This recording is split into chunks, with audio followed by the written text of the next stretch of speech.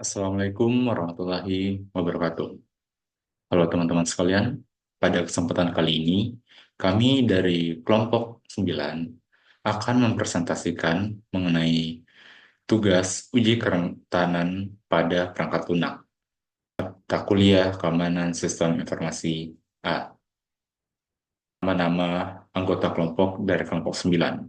Yang pertama ada Rehan Ramdan Hamzah, yang kedua ada Joy Abrian Pasang, yang ketiga ada Zevanya Farel, selanjutnya ada Adrian Hidayat, dan yang terakhir ada Muhammad Iqbal, yaitu saya sendiri. Baik, baik, kita langsung ke penjelasan materinya. Dalam era digital yang semakin berkembang pesat ini, aplikasi web telah menjadi bagian integral dari kehidupan sehari-hari.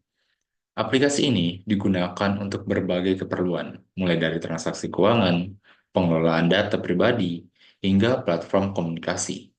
Namun, seiring dengan meningkatnya penggunaan aplikasi web, resiko terhadap ancaman keamanan juga semakin besar. Serangan cyber seperti peretasan, pencurian data, dan manipulasi informasi menjadi tentang serius yang dihadapi oleh para pengembang aplikasi dan organisasi. Keamanan aplikasi web tidak hanya melindungi data sensitif pengguna, tetapi juga menjaga reputasi perusahaan serta memastikan keberlangsungan operasional.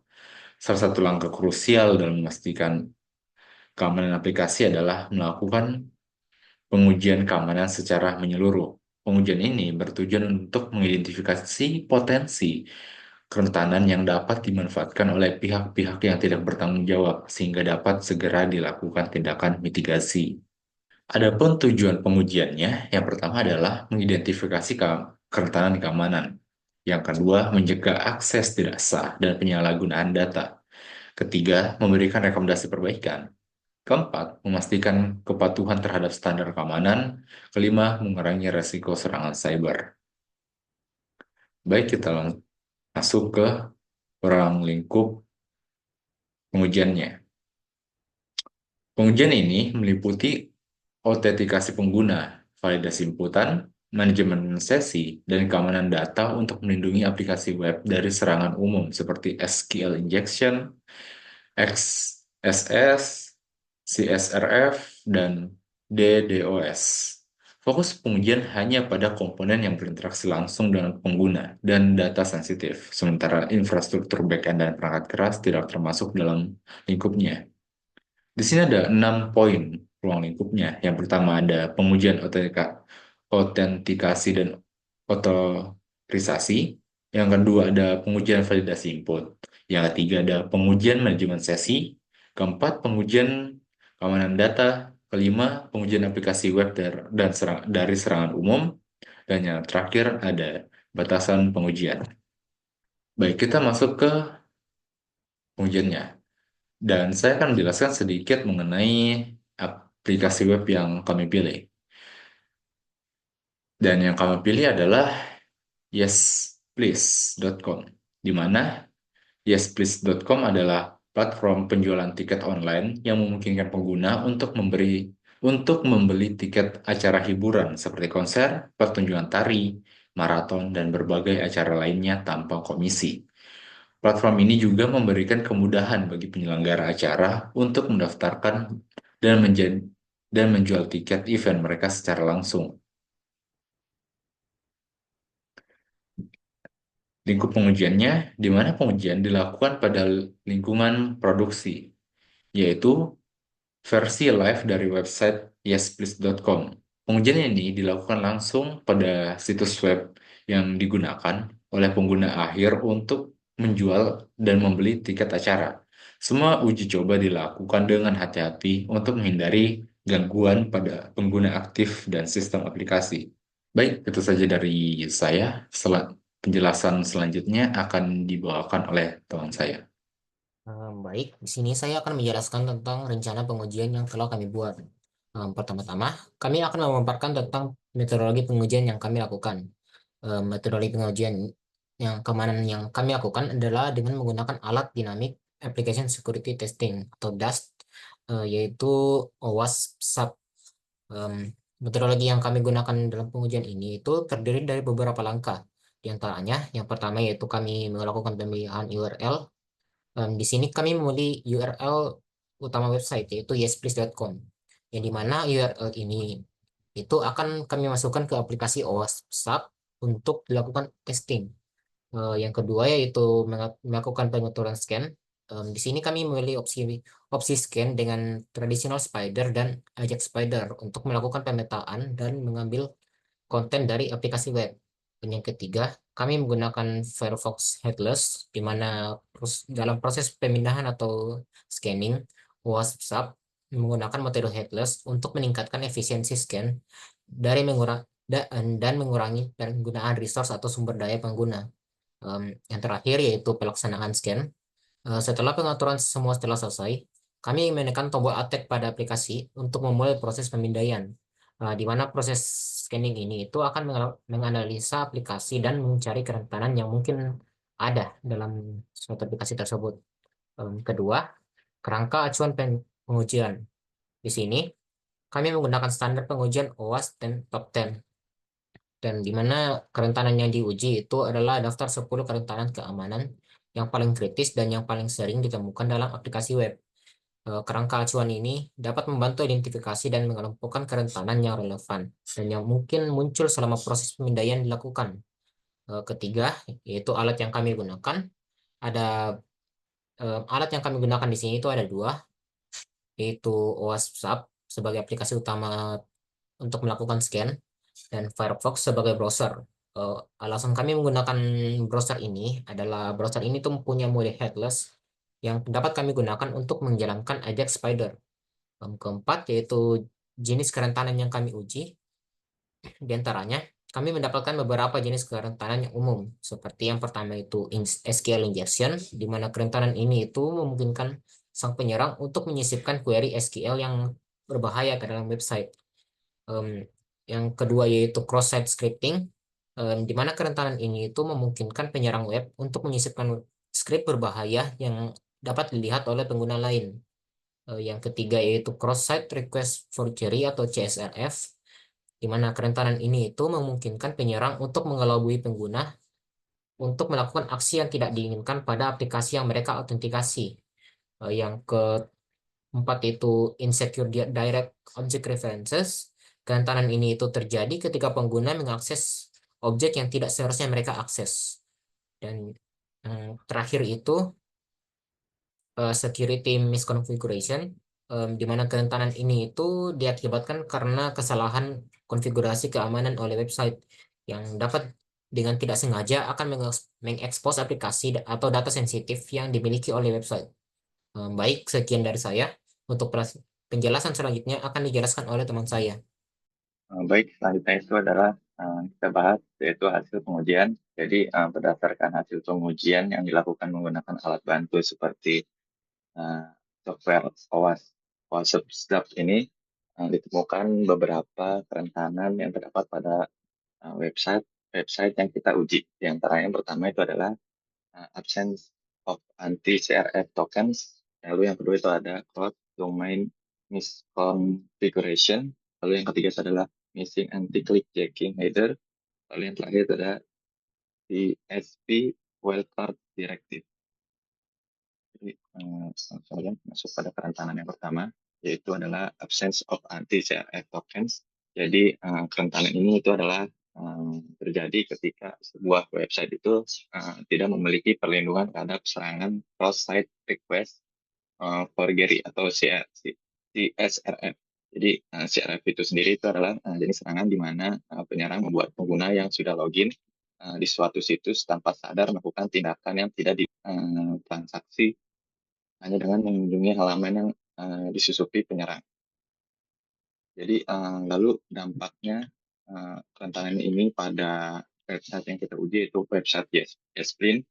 Jadi kerentanan ini itu dapat menyebabkan dampak serius terhadap keamanan dan integritas aplikasi Yesprint. Tanpa mekanisme token anti-CRF, penyerang dapat memanfaatkan seksi aktif pengguna untuk mengirim permintaan yang tidak sah. Lalu juga memaksa pengguna melakukan tindakan yang tidak diinginkan seperti mengubah pengaturan akun atau melakukan pembelian tiket tanpa sepengetahuan mereka. ini dapat berujung pada penyalahgunaan akun, di mana penyerang menggunakan informasi pribadi pengguna untuk tujuan yang merugikan. Risiko terhadap data sensitif juga meningkat karena kerentanan ini dapat dimanfaatkan untuk mengakses informasi transaksi dan data pribadi, terutama jika dikombinasikan dengan kerentanan lain seperti XSS. Dampak jangka panjangnya yaitu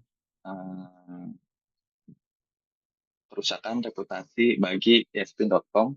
Jadi jika pengguna menyadari bahwa aplikasi rentan terhadap serangan CRF ini, kepercayaan para penggunanya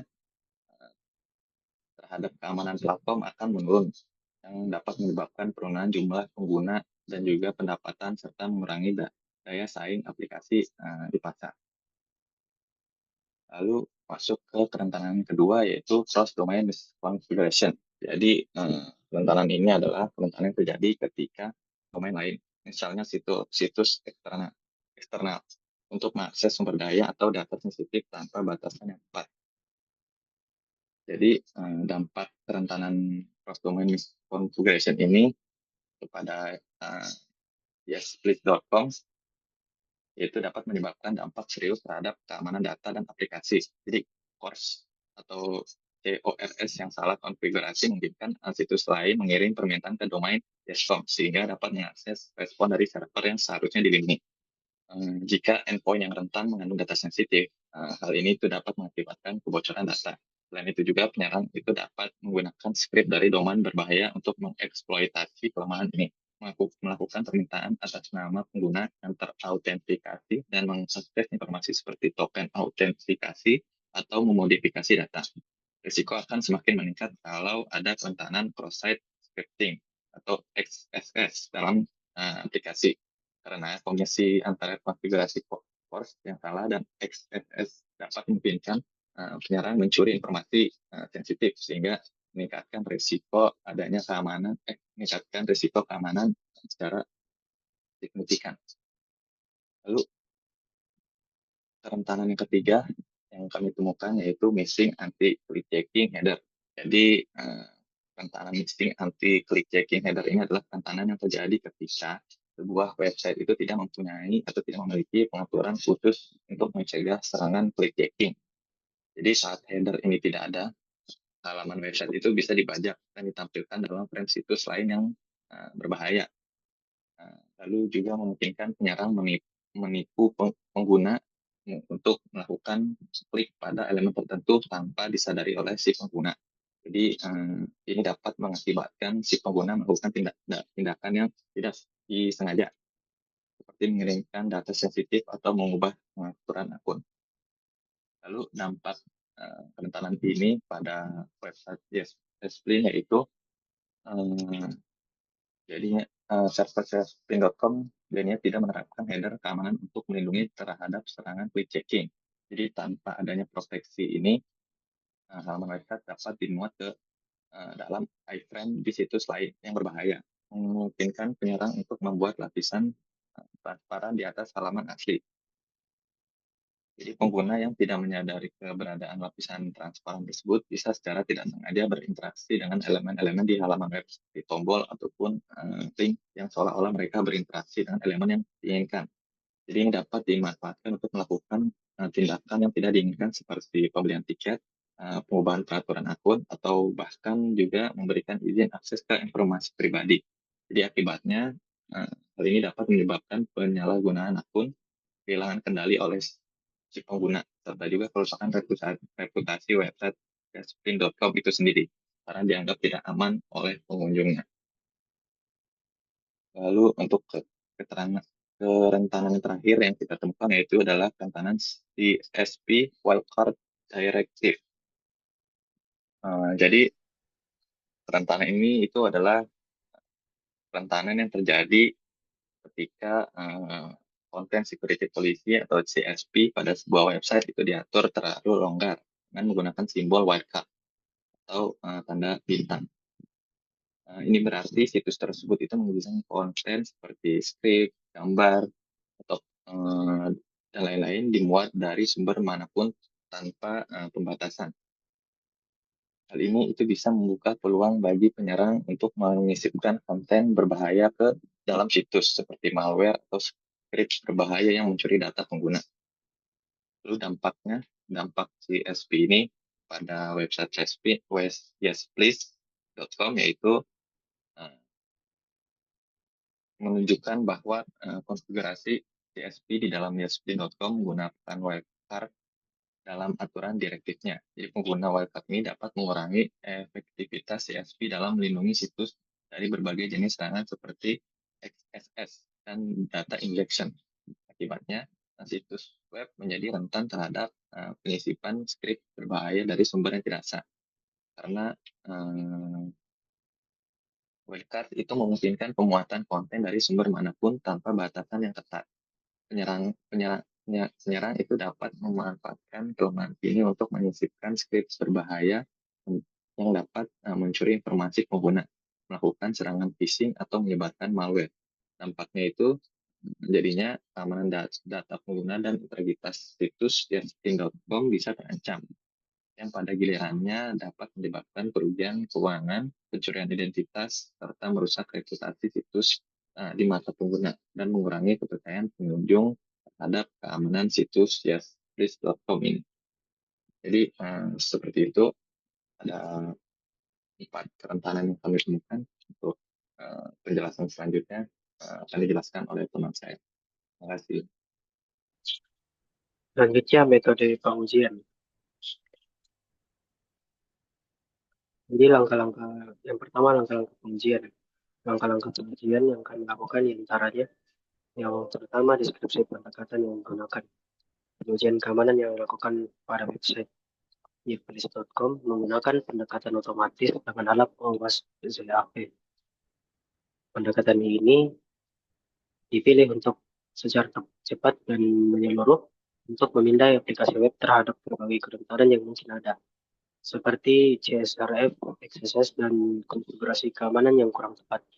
Setiap kerentanan yang terdeteksi kemudian dianalisis secara manual untuk validasi lebih lanjut. Yang kedua, alat yang digunakan untuk mengidentifikasi kerentanan.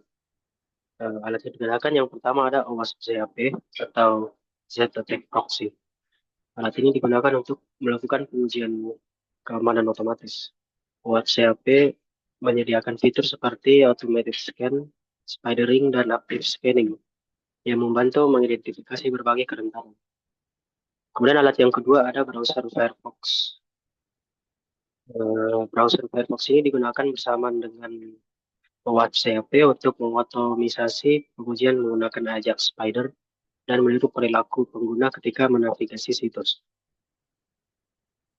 Kemudian langkah yang ketiga adalah payload atau skenario uji yang digunakan. Skenario yang pertama itu adalah absence of anti-CSRF tokens. Nah, ini tuh menggunakan OWASP ZAP untuk memeriksa apakah token CSRF disertakan pada setiap form submission yang ada dalam halaman web. Pemindaian ini dilakukan dengan mengaktifkan active scan dan memeriksa respons dari setiap form di endpoint. Kemudian yang kedua ada cross-domain misconfiguration. Ini menggunakan OWASP ZAP untuk memeriksa konfigurasi CORS atau cross-origin resource sharing dan apakah terdapat kesalahan konfigurasi yang memungkinkan pemuat data dari domain yang tidak sah. Yang ketiga ada missing anti-click checking header. Jadi dengan menggunakan OWASP ZAP, ini itu digunakan untuk mengecek apakah ada header, text frame options, atau content security policy dengan directive frame ancestors yang melindungi dari serangan click checking. Kemudian yang keempat ada CSP atau wildcard directive. Jadi ini tuh memeriksa apakah CSP menggunakan wildcard dalam aturan script SRC atau style SRC yang dapat mengizinkan pemuatan script atau konten dari sumber yang tidak dikenal.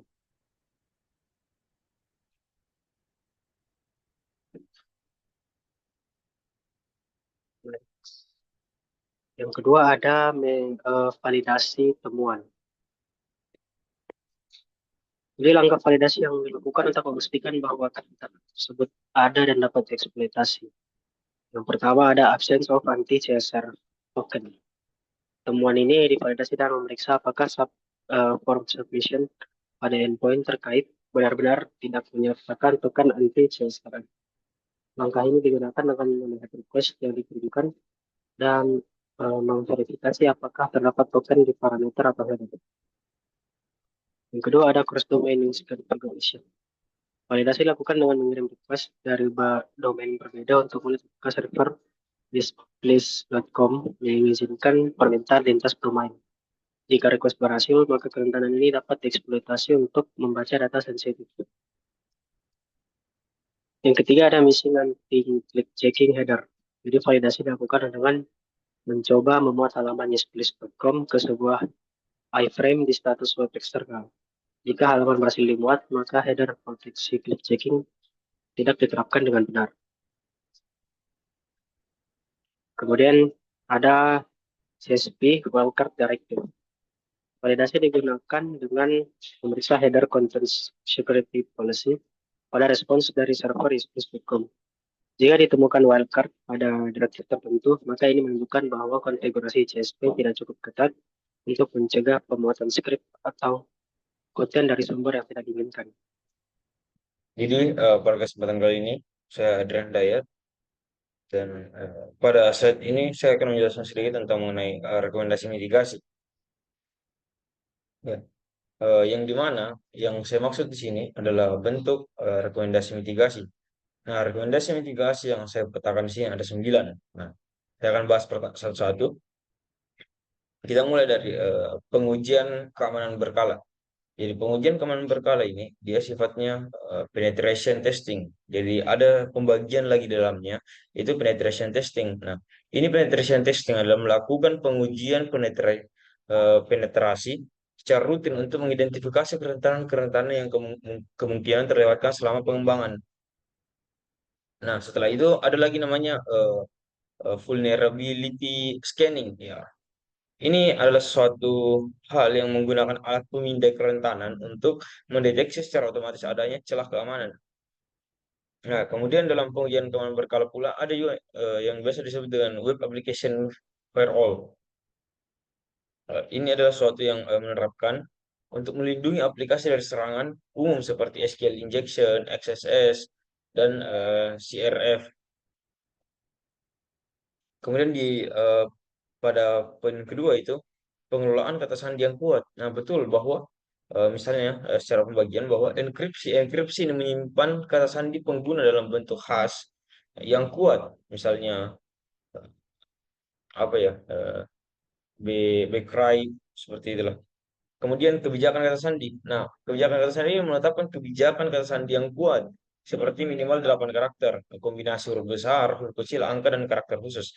Nah, kemudian penggunaan kata sandi yang terkuat juga, ini sekarang sudah pemetaan yang terbaik dari pengembangannya, di mana sudah ada autentikasi 2 faktor atau 2FA.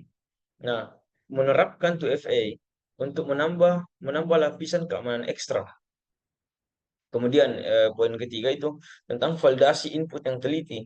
Di mana misalnya ya, misalnya sanitasi input. Nah, pembagian ini sanitasi input dia membersihkan memvalidasi semua input pengguna sebelum memprosesnya akan lebih lanjut. Kemudian ada namanya escaping karakter khusus, di mana melakukan escaping pada karakter khusus untuk mencegah serangan injeksi.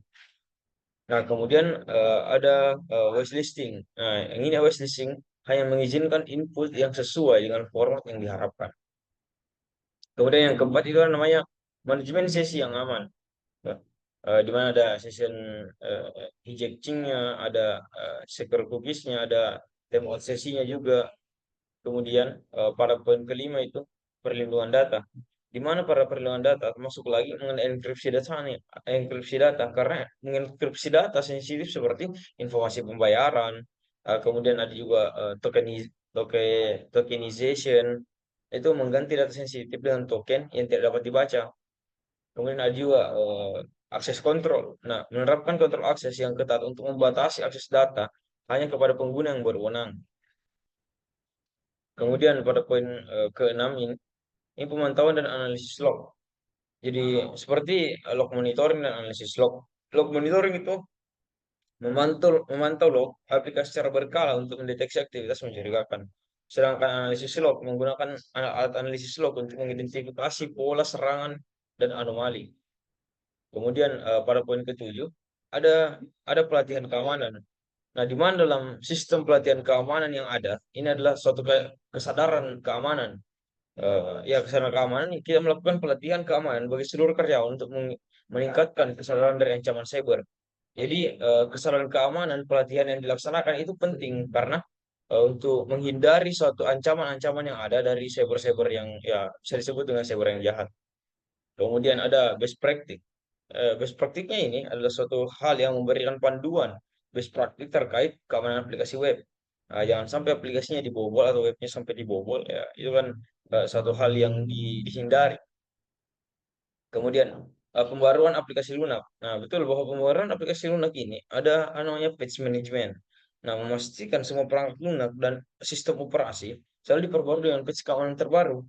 Nah, kemudian ada juga incident response plan, bahwa rencana tanggap insiden menyiapkan rencana tanggap insiden yang jelas dan terstruktur untuk menghadapi serangan cyber. Karena kita tidak tahu bahwa kapan saja akan terjadi.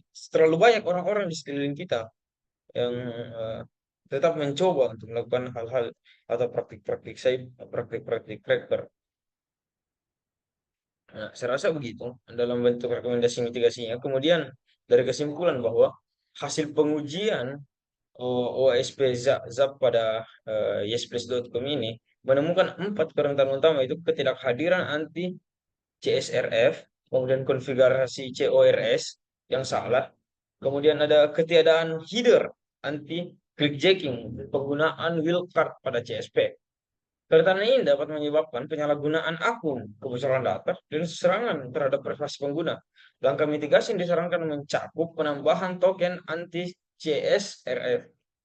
Jadi perbaikannya konfigurasi CORS dan pengaturan CSP yang lebih ketat untuk meningkatkan keamanan aplikasi yang lebih baik lagi. Nah, saya rasa itu saja. Sekian dan terima kasih.